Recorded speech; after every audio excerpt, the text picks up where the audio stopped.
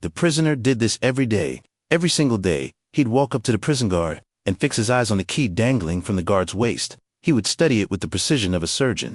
Then, he'd return to his cell and begin sketching line by line every groove of that key. Mistakes? Unacceptable. Even the tiniest imperfection wasn't tolerated.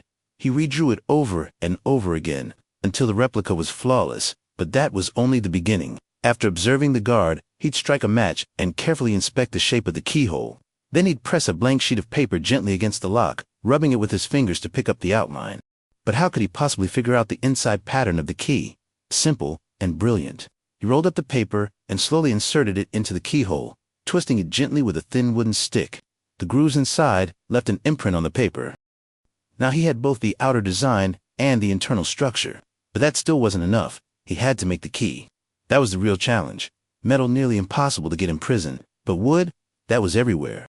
With the mind of a genius, he came up with a plan. Carve the key from wood. His friend laughed at him. A wooden key? It'll break the second you use it. But he explained if they followed the pattern exactly, the key wouldn't break. Eventually, his friend agreed.